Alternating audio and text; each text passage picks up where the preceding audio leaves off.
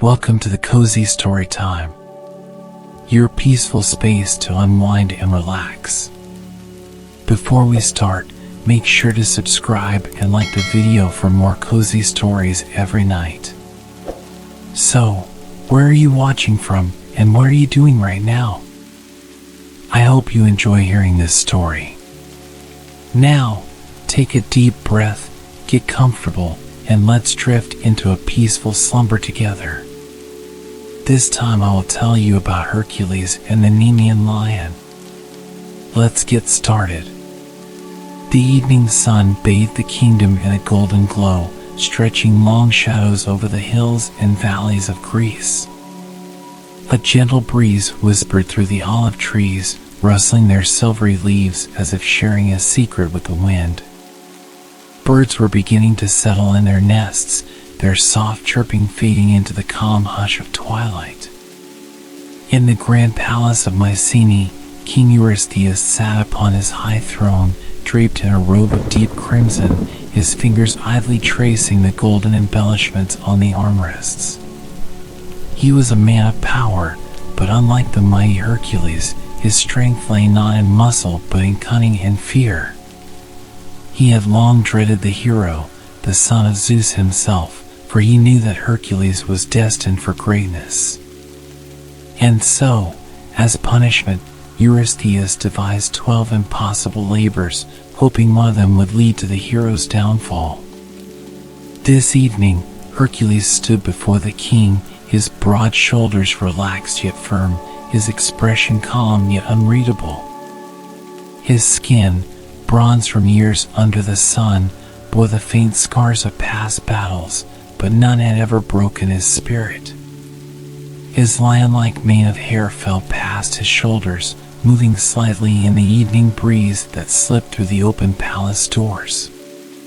King Eurystheus exhaled slowly, studying the warrior before him. "Hercules," he finally spoke, his voice smooth yet laced with concealed amusement, "your next task is upon you." Hercules remained silent, waiting.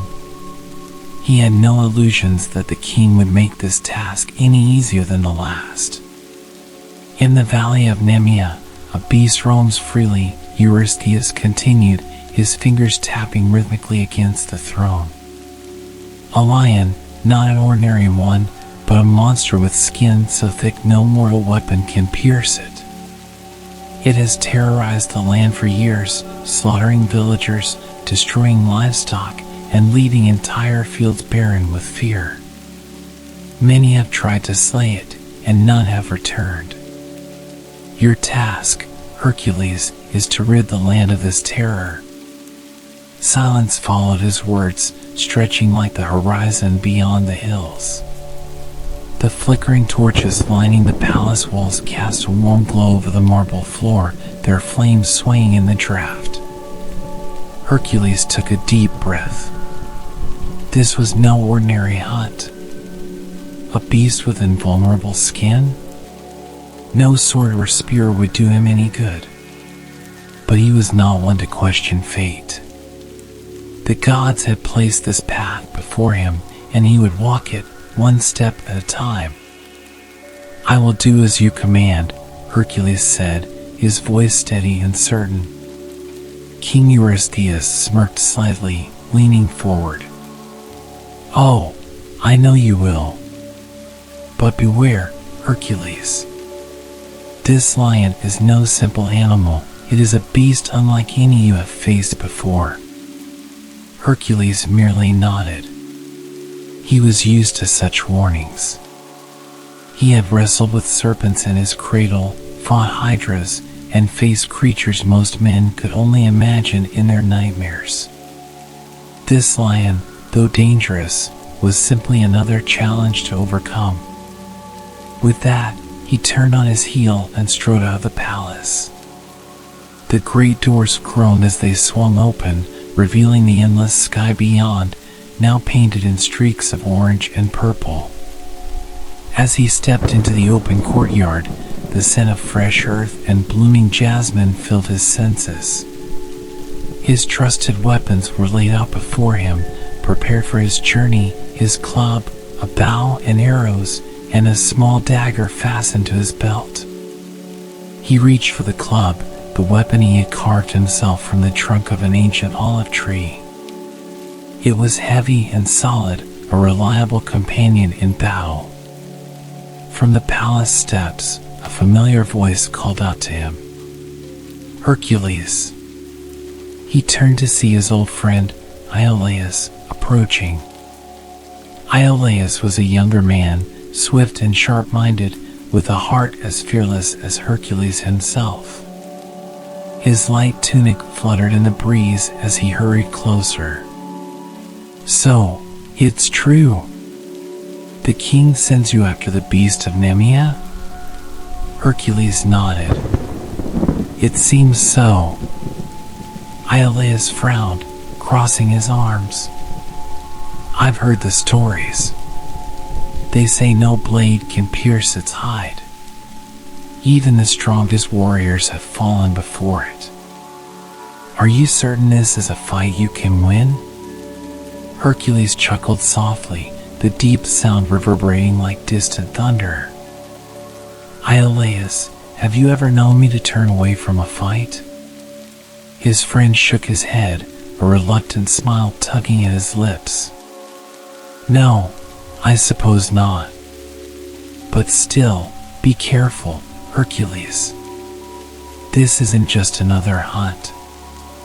Hercules clapped a reassuring hand on Iolaus' shoulder. "Fear not, my friend. I will return before the next full moon. And when I do, we will drink and celebrate as we always do." Iolaus exhaled but said nothing more. He knew there was no changing Hercules' mind. As night fell, Hercules set off toward Nemea, the distant hills bathed in the soft glow of the rising moon. The road ahead was long, winding through valleys and forests, but the journey did not trouble him. He had spent his life walking such paths, facing dangers that would have broken lesser men. The stars twinkled like silver dust scattered across the heavens, their light guiding him forward. A gentle wind whispered through the trees, carrying with it the scent of pine and distant rain. The world around him was alive, yet peaceful, an ironic contrast to the deadly task ahead. He moved with the quiet confidence of a man who belonged to the wild just as much as he did to the world of men. His footsteps were firm, unhurried, each step bringing him closer to his destiny. Hours passed, and the land began to change. The rolling hills became rugged cliffs, the soft earth hardened into rocky terrain. The air grew still, heavier, as if the land itself held its breath in anticipation of his arrival. Then, in the distance, he saw it, a valley shrouded in mist, where the trees grew twisted and gnarled, their branches stretching like clawed hands toward the sky. It was a place abandoned by men, untouched by time. The very air here felt thick, humming with an unspoken warning. This was Nemea, and somewhere in its depths, the lion waited. Hercules took a deep breath, his fingers tightening around his club. He had faced many dangers before, but something about this land felt different. It was as if the earth itself knew the beast that lurked within and trembled in its presence. Yet Hercules did not fear. He was a son of Zeus, a warrior forged in the fires of trials. With slow, measured steps, he descended into the valley, the shadows of the trees swallowing him whole. The hunt had begun.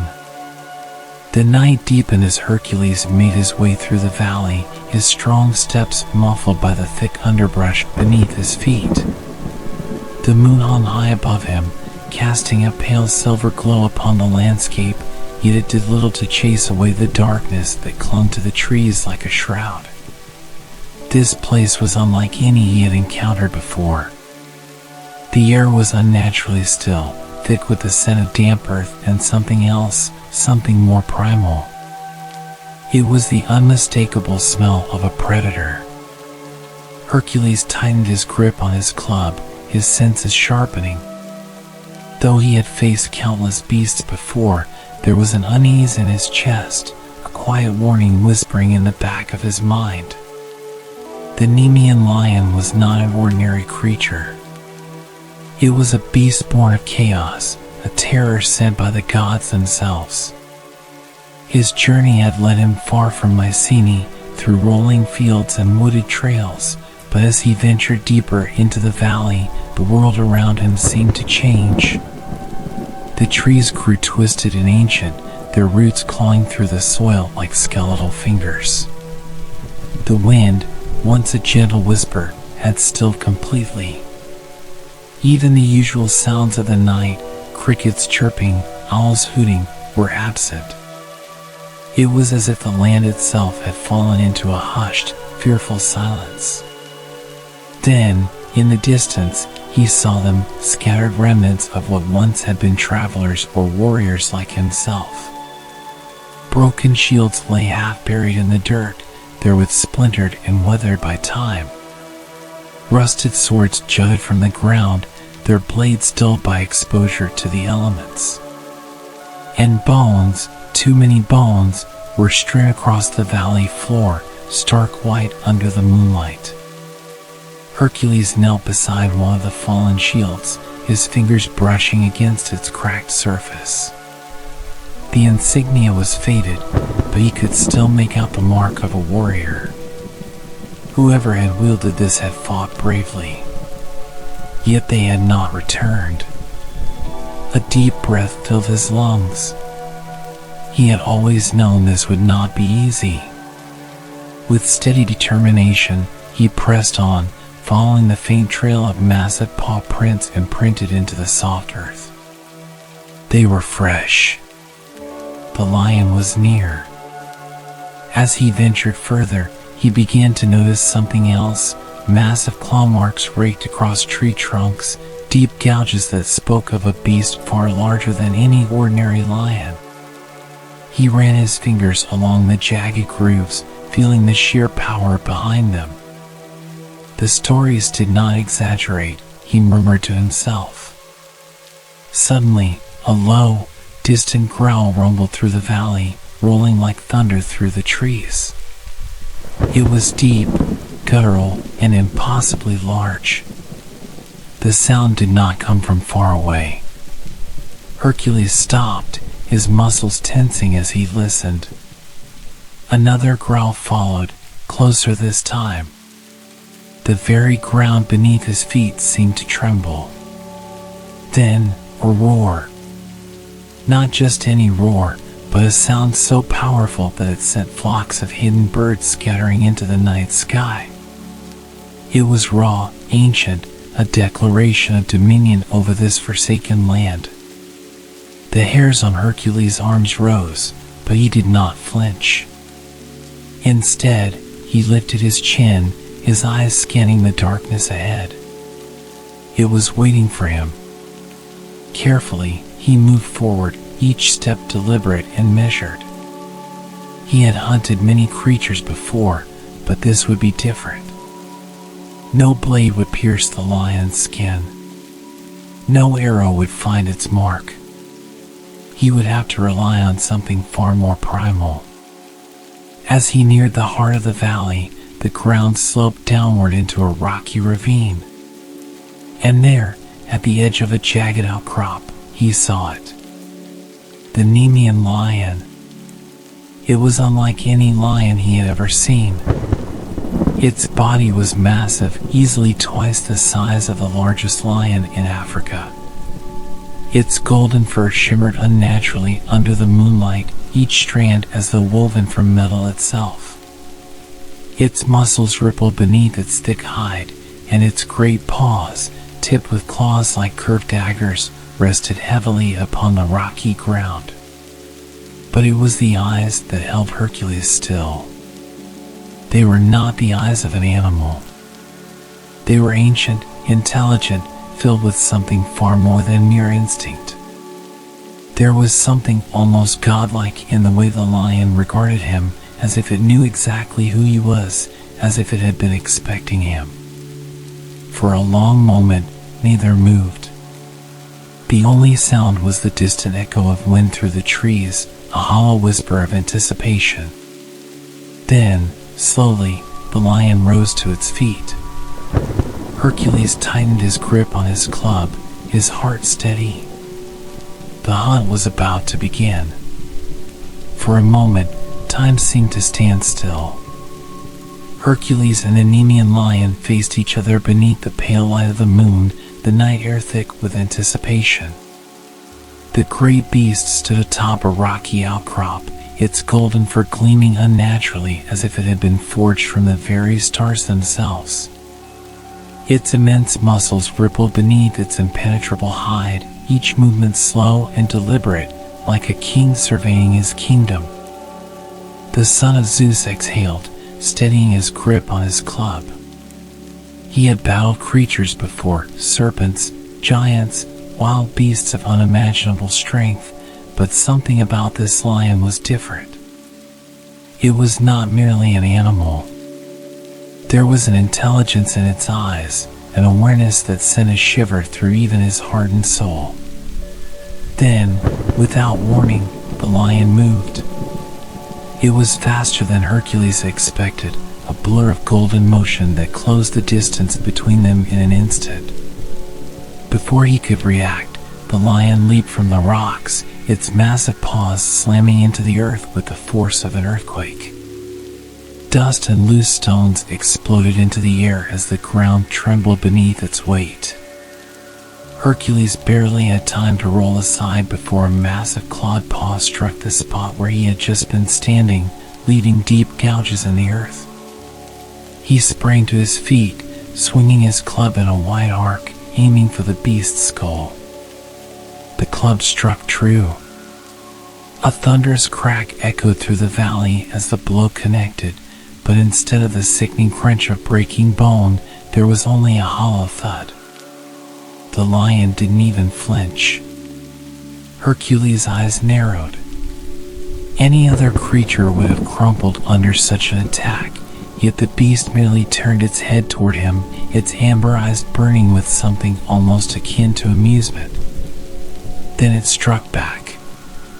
The lion lunged, swiping with claws sharp enough to rend steel. Hercules barely managed to dodge, feeling the rush of air as the claws passed mere inches from his chest.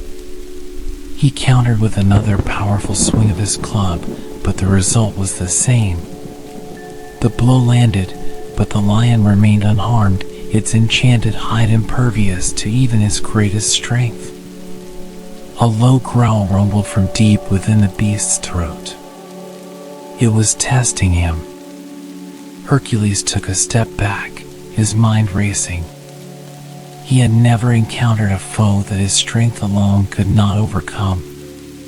His usual tactics, brute force, sheer endurance, would not work here. He needed a new approach. The lion charged again, jaws snapping, and this time, Hercules didn't swing. Instead, he dodged, using the beast's momentum against it. He sidestepped at the last moment, reaching out to grab hold of its thick mane. With all his might, he twisted, using his weight to throw the beast off balance. But the lion was far stronger than he had anticipated. With a powerful jerk of its head, it flung him aside like a mere rag doll. Hercules crashed into the rocky ground, rolling before springing back to his feet. Pain jolted through his body, but he ignored it. He had taken worse. The lion turned to face him once more, its tail flicking in irritation. It paced slowly, deliberately, watching him with those intelligent eyes. It knew now that he was different from the others who had come before. Hercules breathed heavily, assessing the situation. His club was useless, his strength ineffective against the creature's hide. He had to think. Then, an idea struck him. If he could not defeat the lion with weapons, he would have to find another way. The lion attacked again, but this time Hercules did not retreat. Instead, he braced himself, waiting for the perfect moment.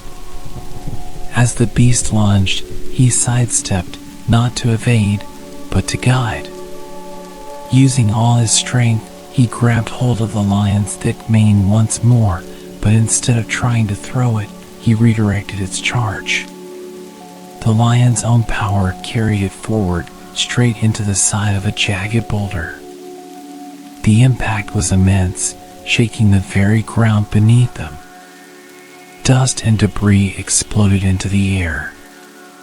For the first time, the lion let out a pained growl. Hercules' eyes flashed with determination. So, the beast could feel pain. It was not completely invincible, but it was not enough. The lion shook off the impact, turning back toward him, anger burning in its glowing eyes. Hercules knew now that brute force alone would not win this battle. He needed a plan, a way to use the beast's own strength against it. And so, he prepared for the fight of his life. The Nemean lion shook its massive head, dust falling from its thick golden mane. It blinked once, then twice, as if stunned that anything, mortal or divine, had managed to cause it pain. The flicker of irritation in its amber eyes quickly hardened into something else. Rage. Hercules had seen that look before, in the eyes of countless beasts and warriors who had underestimated him. But unlike the others, this lion had reason to believe itself invincible. No sword could cut it. No arrow could pierce its hide. No club could shatter its bones. It had spent years ruling this valley, unchallenged, unstoppable. And yet, here stood a man who had dared to hurt it. The lion's lips curled back, revealing dagger-like fangs, gleaming white in the moonlight. A deep, guttural growl rumbled in its throat, shaking the very air between them. Hercules tightened his grip on his club. His chest rose and fell with steady breaths, his mind racing. The creature could feel pain, but its hide was too strong for any weapon to be effective. He had to find another way. The lion did not wait. With a deafening roar, it charged again, its paws pounding against the rocky earth like rolling thunder. This time, Hercules did not try to meet its strength head-on. He had learned. Instead, he sidestepped at the last possible moment, his instincts sharper than ever. The lion's momentum carried it past him, its claws raking through empty air. Before it could recover, Hercules swung his club, not at the lion's body, but at its legs. The impact sent a shudder through the beast, causing it to stumble slightly, but still, it did not fall. It twisted with unnatural agility, swiping at him with its enormous paw.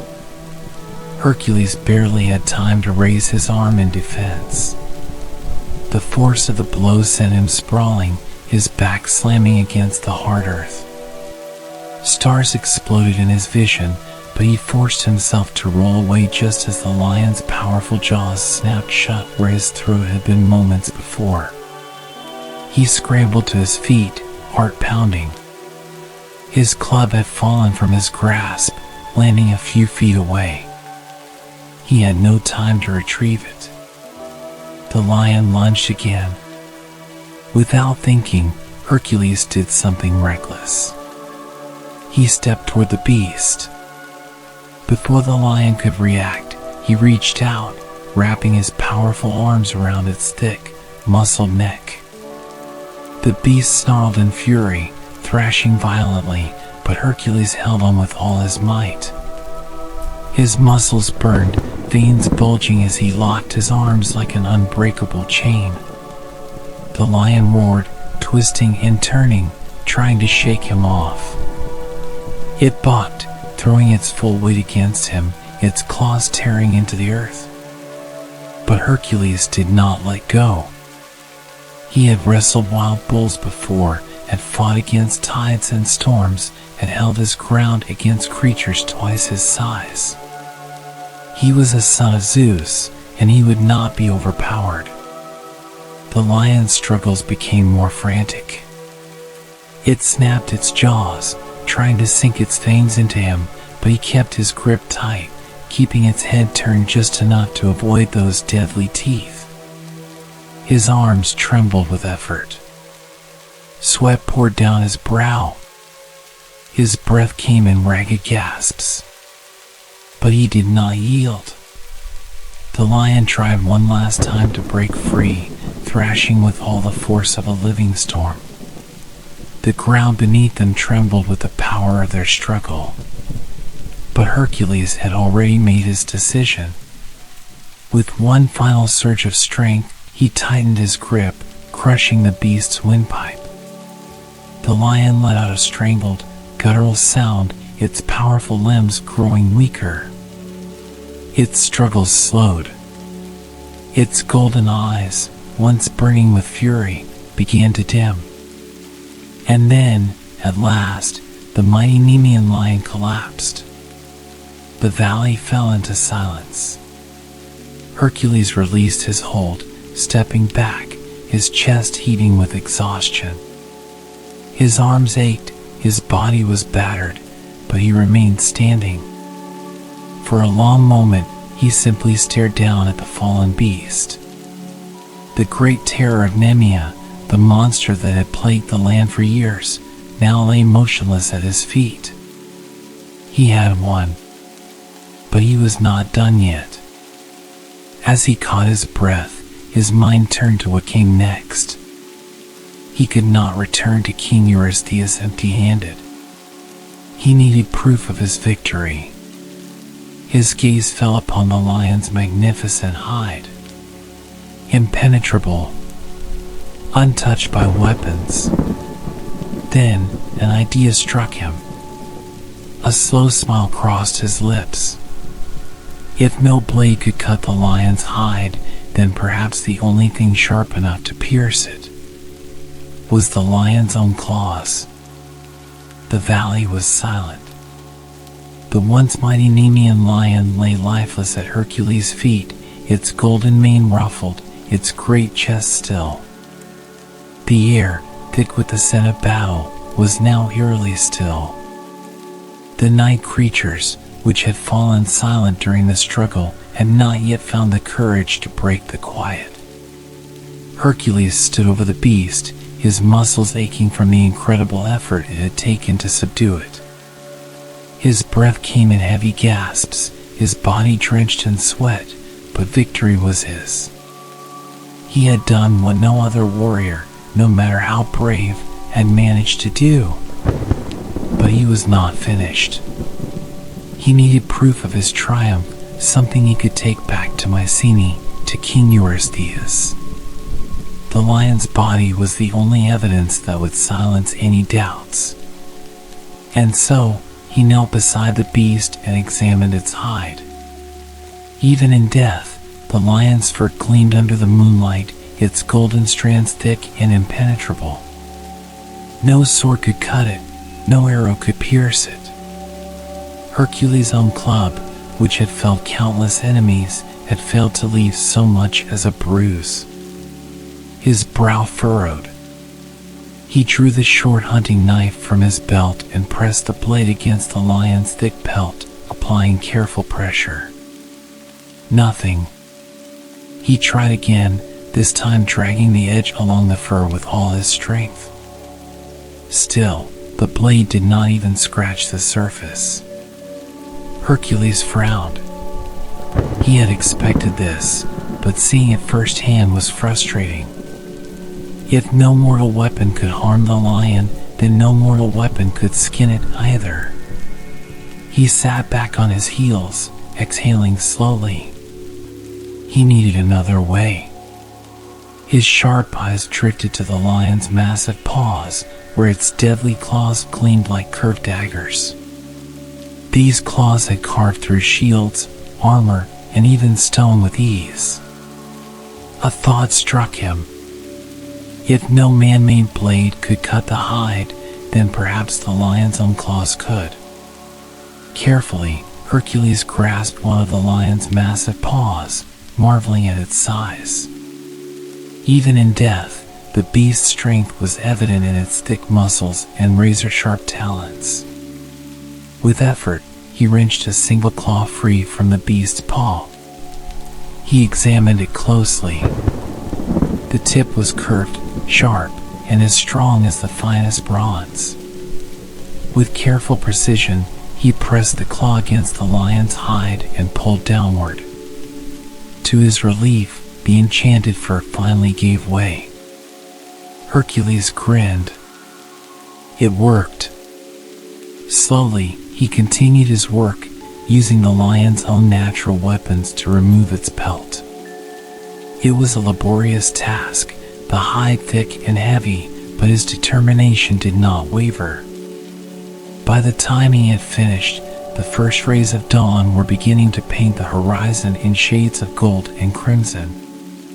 He stood, holding up the lion's hide, now separated from its body. It was unlike anything he had ever seen, thicker than any armor, softer than the finest silk, and completely invulnerable. He ran his fingers along the golden fur, a slow smile spreading across his face. This would not just be proof of his victory.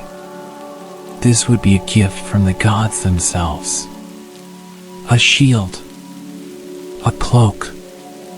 A second skin that no weapon could pierce.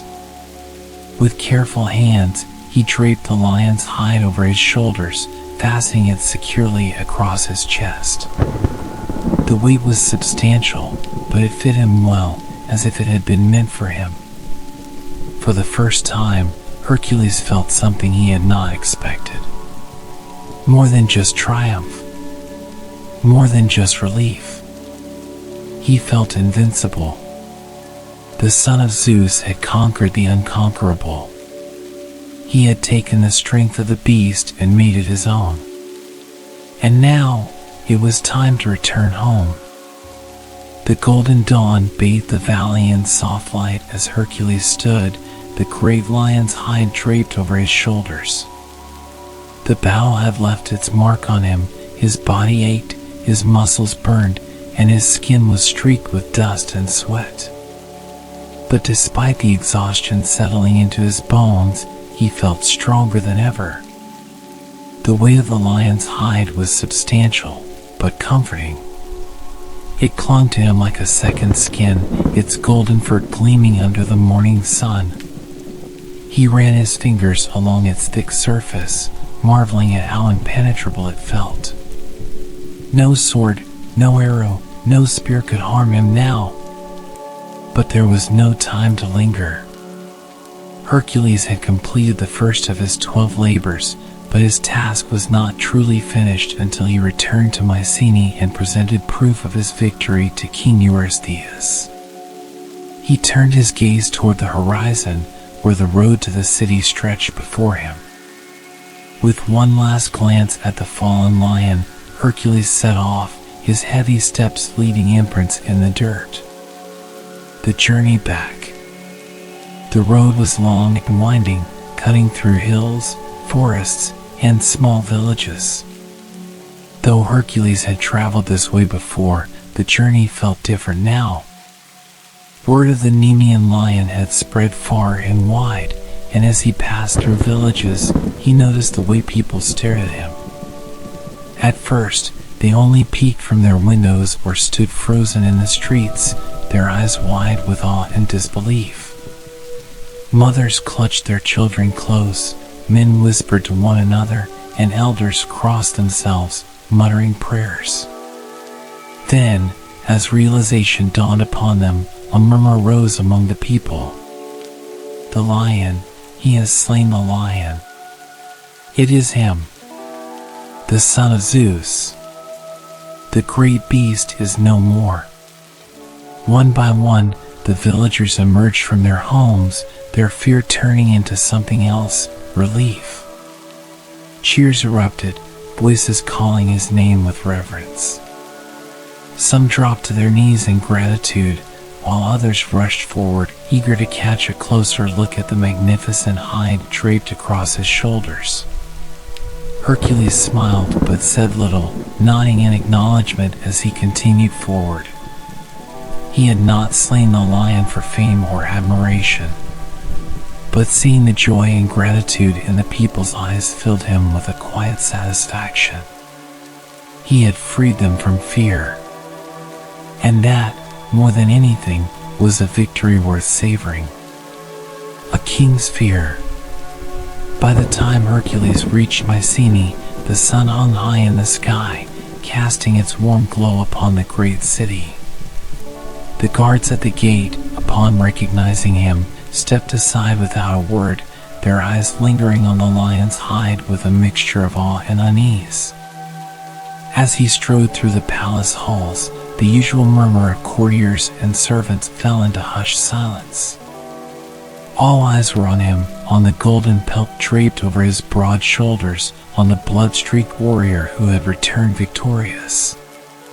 When he reached the great chamber, Hercules found King Eurystheus seated upon his high throne, flanked by his advisors. The king, who had once sent him on this impossible task with a smug confidence, now sat frozen in place, his face pale as he stared at the hide of the very beast he had expected to claim Hercules' life.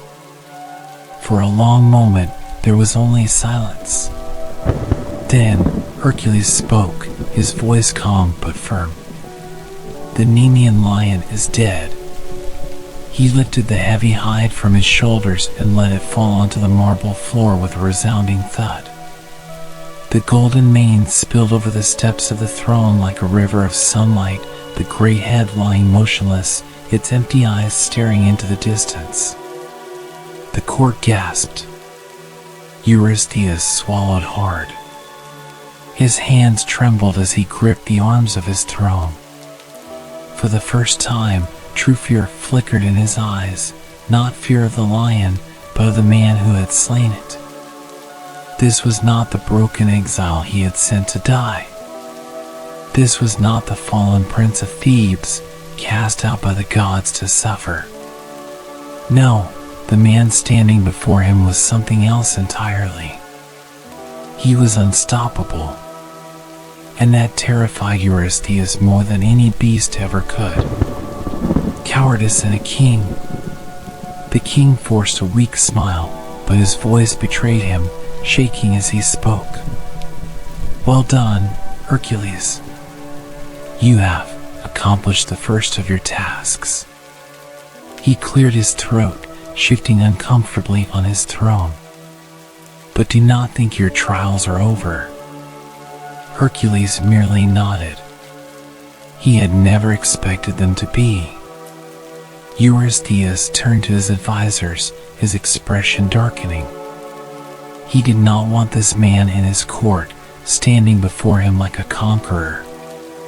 He did not want to be reminded of how much stronger, how much greater Hercules was than himself.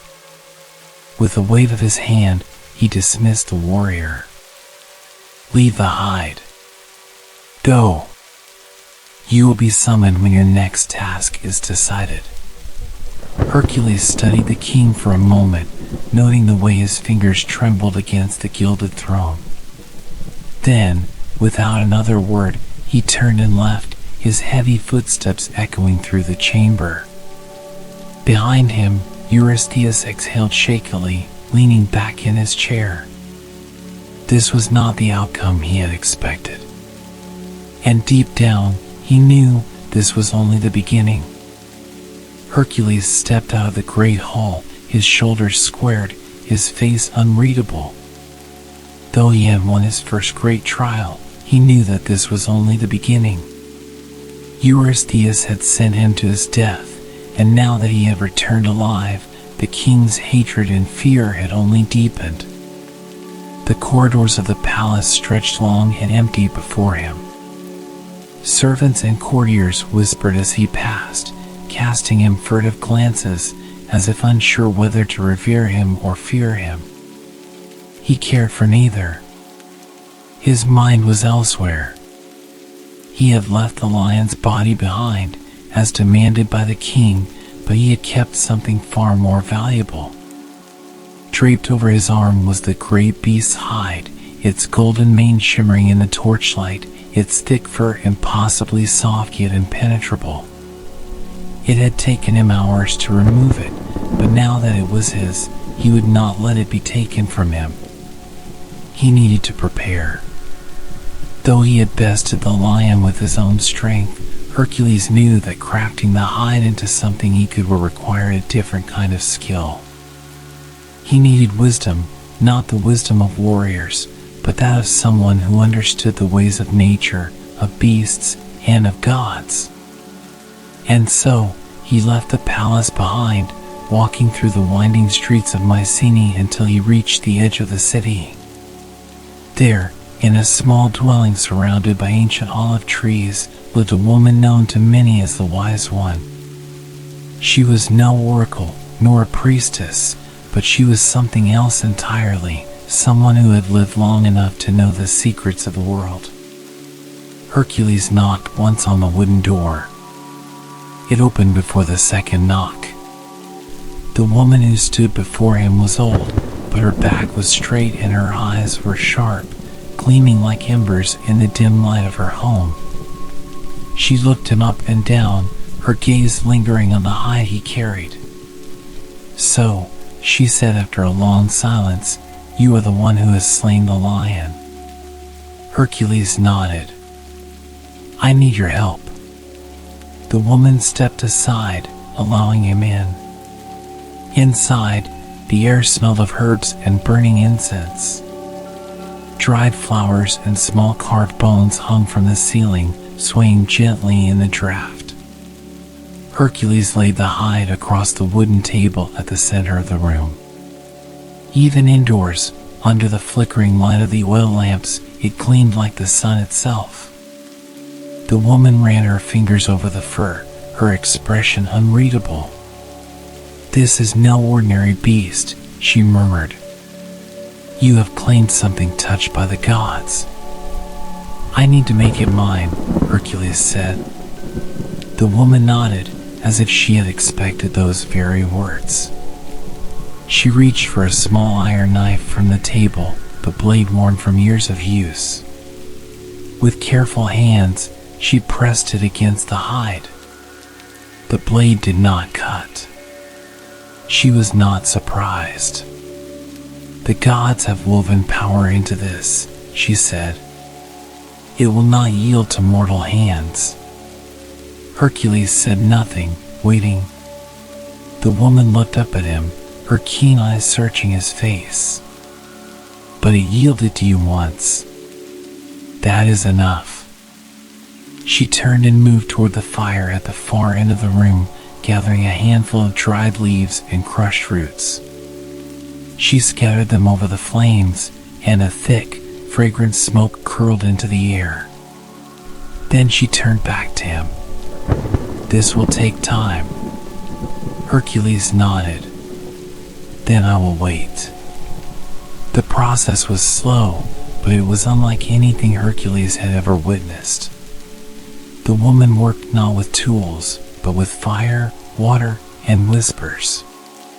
She spoke words he did not understand, running her hands along the hide as if coaxing it into something new. The golden fur shimmered in the firelight, shifting under her touch. At times, she would pause, press her palm against the hide, and listen, listening not with her ears, but with something deeper. Hercules watched in silence. He had fought many battles, but this was something else entirely. At last, after what felt like hours, the woman stepped back. The hide had changed. It was no longer just the skin of a beast, but something greater. It was supple yet unbreakable, strong yet light. It had been reshaped, reworked, not by blades, but by something far older. She lifted it carefully and handed it to him. "It belongs to you now," she said, "and no weapon shall ever pierce it." Hercules took the hide and draped it over his shoulders. The moment it settled against him, he knew it was more than a cloak. It was armor, a shield, a symbol of what he had conquered, a second skin woven from the strength of the lion and the will of a warrior. He turned to the woman and gave her a deep nod of gratitude. "I will not forget this." She only smiled. "Go now, son of Zeus. The gods are watching." As Hercules stepped out into the night once more, the city lay quiet before him. The stars above shimmered, but none so brightly as the golden pelt that now rested upon his back. This was not just proof of his victory. It was the first mark of his legend.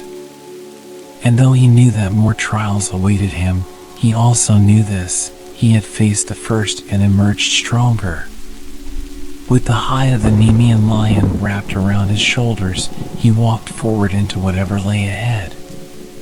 The streets of Mycenae were quiet as Hercules walked through them, the golden hide of the Nemean Lion draped over his broad shoulders. Though he had left the palace behind, whispers of his victory still lingered in the air like the fading embers of a great fire. But Hercules paid no mind to the murmurs of men. His thoughts were already moving forward. The first of his trials was over, but he knew it was only the beginning. Eurystheus would not stop with one labor. No, the king would conjure more impossible tasks, each designed to bring about Hercules' downfall. But if the first had been meant to break him, it had only forged him into something stronger. He now carried the hide not just as a trophy, but as proof that he could endure, that he could conquer, that he could not be undone. Back in the palace, Eurystheus paced his chambers, his mind restless. The sight of Hercules standing before him, the lion's hide spread at his feet, had unsettled him to his core. He had sent the son of Zeus to his death. And yet, not only had Hercules returned, he had emerged stronger, greater, untouchable. The image of the golden hide haunted Eurystheus, its presence in his hall a silent reminder of Hercules' power. Finally, he could bear it no longer. He summoned his guards. "Take the lion's body away," he ordered, his voice clipped, his hands tight around the arms of his throne. "Bury it far from here. I want no trace of it left in my palace." The guards hesitated before obeying. As they dragged the massive carcass away, Eurystheus exhaled, but the knot in his chest did not ease. For the first time, he realized something that filled him with dread. Hercules was not a pawn to be discarded. He was a force to be reckoned with. And the king's greatest fear was no longer whether the hero would fail. It was that he would succeed. Hercules walked until he reached the outskirts of Mycenae, where the hills stretched toward the horizon and the sky opened wide before him. There, he paused, breathing in the cool air. For the first time in a long while, he allowed himself to rest. He sat beneath an olive tree, the heavy weight of the lion's hide pressing comfortingly against his back. The stars above glittered like tiny fires, and for a brief moment, the world felt quiet, peaceful. But he knew that peace would not last. Eurystheus would summon him soon. Another trial would be set before him. Another impossible task. But now, Hercules understood something. It did not matter how many challenges the king devised. It did not matter how dangerous, how insurmountable they seemed. He would face them all. because he was Hercules, and his legend had only just begun. That's the story of Hercules and the Nemean Lion. Hopefully this story can help you sleep. Good night.